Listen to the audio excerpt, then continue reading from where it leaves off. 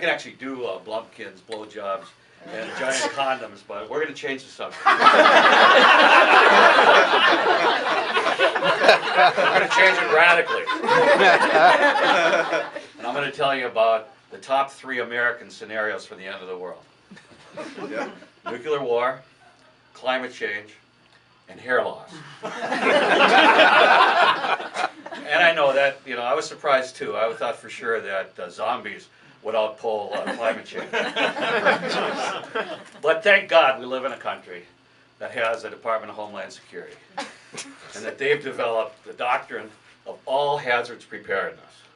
And you're familiar with that. That means when you prepare for one disaster, you're actually preparing for all of them. And so the department has told us, and I hope you've done this, every time you go shopping, take home an extra can of tuna and some powdered milk and store that somewhere in your house. Now they won't tell us what to do with it, because they say if we told you that, the terrorists would be able to plan around that. More specifically, but I found out three things they want to do with it. For a nuclear attack, you're to take your cans of tuna and you're to build a wall. And you're to go behind that wall for 30 days. And hope to hell that the radiation is absorbed by the tuna.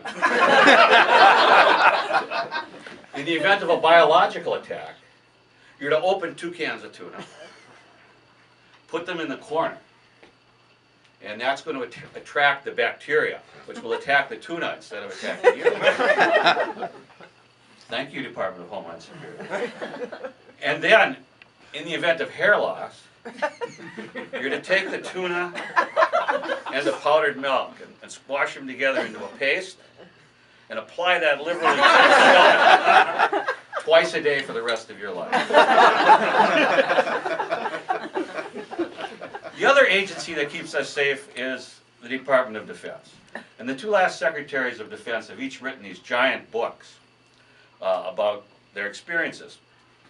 And don't feel bad, I know you haven't read them, because they don't have any dirty pictures in them. And there's a reason for that. The National Security Agency refused to give any of their sexually explicit pictures and videos they've been collecting on Americans over to these secretaries for their books.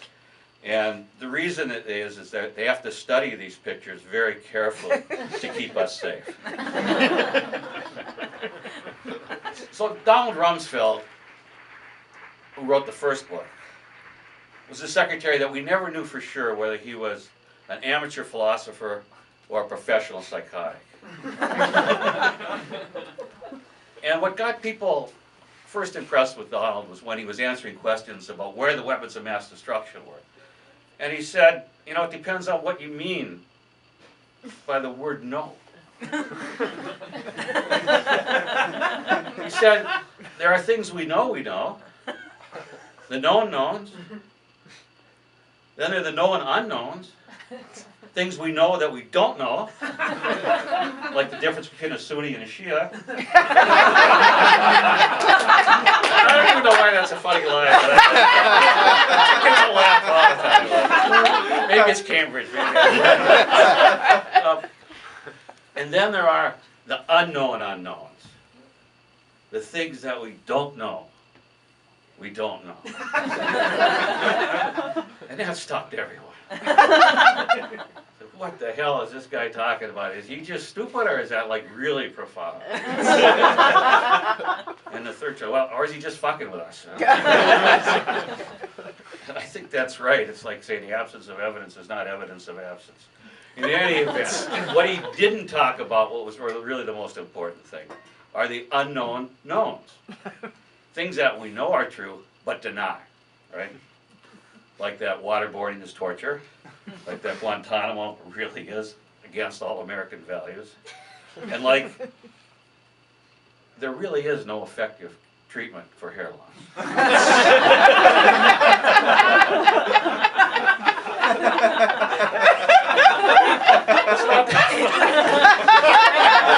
I brought you some cakes. My numbers or something.